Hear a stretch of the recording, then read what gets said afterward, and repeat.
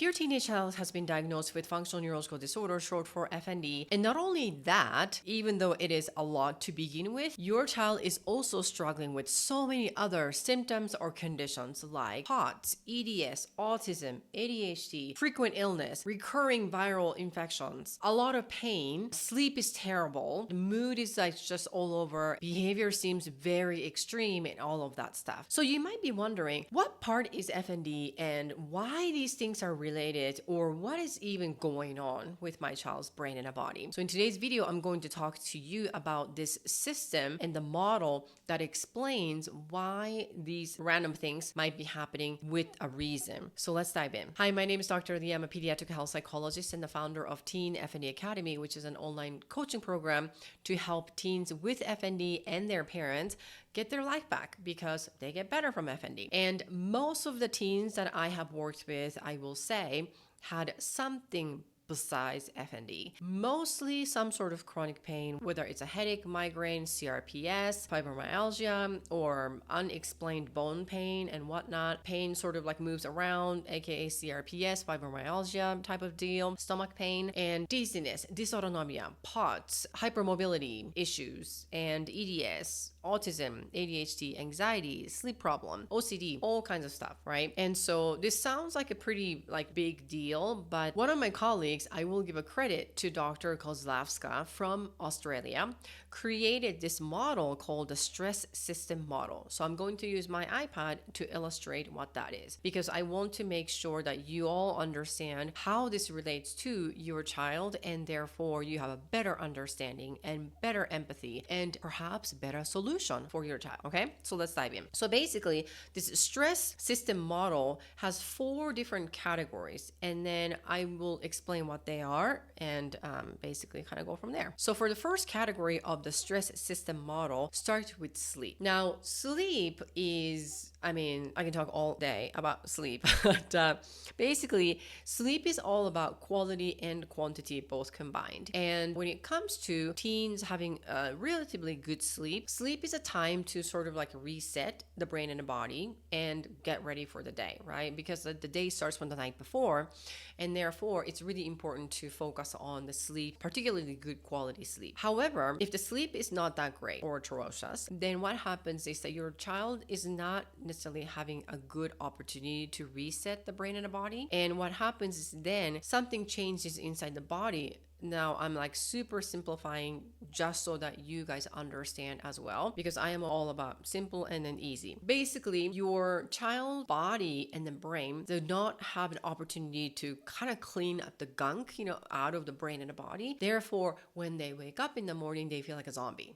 feeling super, tired. So the sleep is one thing. By the way, if you're enjoying this kind of video, leave me a comment and tell me what is it that you're looking for so I can help you and make a video about that. And also make sure to hit like and subscribe and share this video with other people, including your team. All right, so back to that video. Okay, so that's the sleep. So good night's sleep is great. Bad night's sleep is not that great because of what happens in the brain and the body, or more like what doesn't happen. So the second category of this stress system model is basically inflammation, and that is also related to immune system. So think about it. If your sleep is not that great, 1 night, 2 nights, okay, fine. But if that has been consistent, then you are also feeling kind of grumpy, and then feeling like a zombie, right? So what happens is your body and the brain start to accumulate this inflammation in the body. And this is where your child tends to have higher level or sensitivity to the pain as well. And so the inflammation basically goes up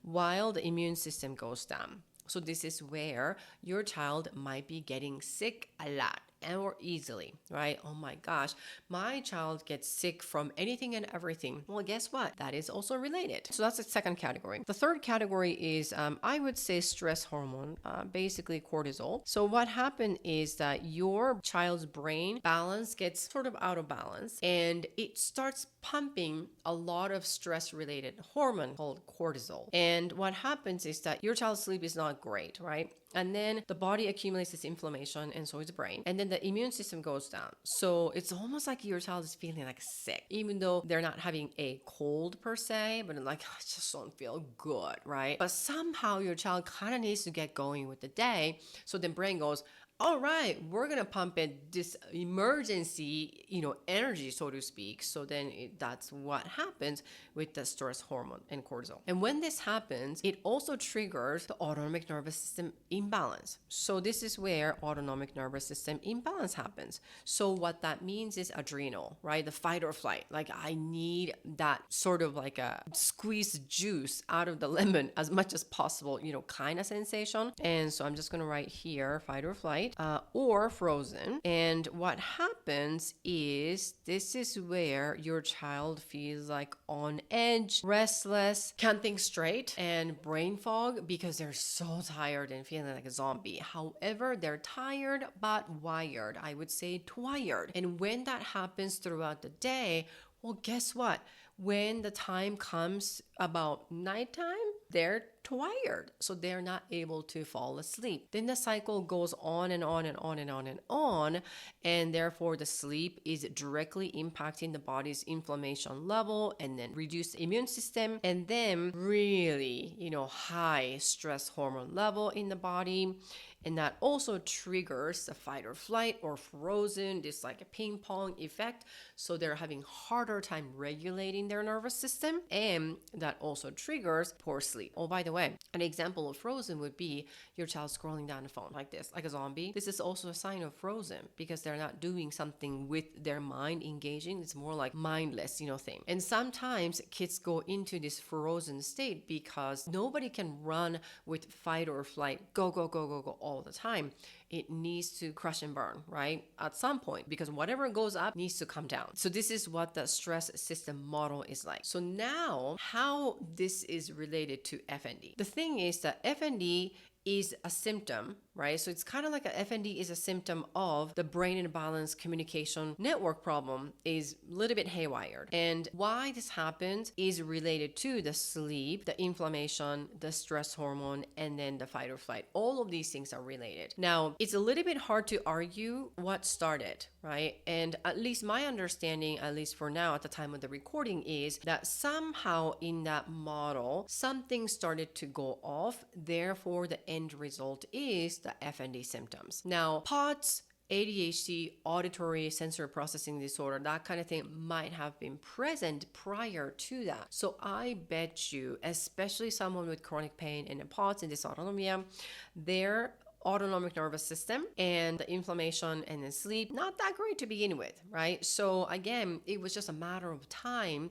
that something continued to percolate underneath, and then the FND came to the surface. So FND is really like a tip of the iceberg, and what's happening underneath, where the mechanism of that FND symptom is happening, is explained in this model. And that's why when your child has an FND, there are so many other things attached to it, because what's happening underneath, it's almost like a cogwheel, like moving around. This is it: sleep, inflammation, stress hormone, and then the autonomic nervous system dysregulation. So what can you do? So the researchers basically say, especially this, a psychiatrist is the one that came up with this idea, in her team from Australia, Dr. Kozlowska, basically say, let's start with the sleep. Let's revisit the sleep schedule and then kind of like work on the sleep first, right? And then work on the other things. If you can do that, and if your team can do that, awesome. Sometimes working on the sleep can be a little bit challenging because at nighttime you're already feeling tired and it's really hard to implement anything, right? So alternatively, in my program, I always like to start with this autonomic nervous system regulation strategies, because that's something your child can do on a regular basis, kind of throughout the day, anytime they want while they're awake. And so it's a little bit easier for them to feel like they're in control. And that's why I always start with that. After knowing, hey, this is what FND is about, and then here is how everything is all connected. My approach is work on autonomic nervous system first. But as you can imagine, that's not the only thing your child needs to be doing. Eventually, yes, your child also needs to work on the sleep, right? Eventually, yes, your child is needing to rearrange their lifestyle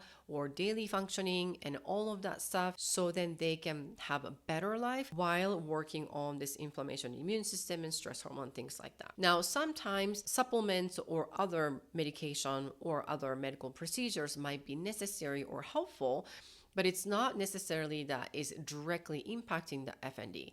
There is no medication that cures FND, like right there and then. Therefore, you kind of have to work around it, at least at the time of this recording. And in my experience, when teens start working on the autonomic nervous system regulation and then sleep and then daily menu plan is what I would call it, essentially getting their life in order, then the stress hormone, that this immune system and inflammation tend to kind of work out on their own because they're still young and their brain is still developing. And so there's a lot of these good things happening for teens. And that's why I love working with the teens and children who are struggling with this condition. So that is what I do in my online program, Teen FND Academy. So if you're so sick and tired of watching your child not only struggle with FND, but other conditions, you might need a guidance that can help you to really work on all these things like a one-stop shop. So I had a couple teens who had the exact same thing that I'm explaining right now and came to the program, and they were so skeptical, like so skittish, like, okay, I can work on FND, but something else. My pain is a different thing. And then it's my POTS, that's a different thing. It's my insomnia, that's a different thing, that. But once they learn how they all go together, because at the end of the day, all of these things are happening in their teens' brain and body, right? So something has to be connected. So once they learn like how these things all go together, then they are feeling a lot better, not physically or mentally, but they're feeling better because they have the answer that makes sense. So that is what I do in my online program. So if that is what you want and to get the guidance from me directly live Monday through Friday, basically, and then some, then click the link below and see if you qualify for my program. Now, thank you so much for watching this video, and I will see you in the next video.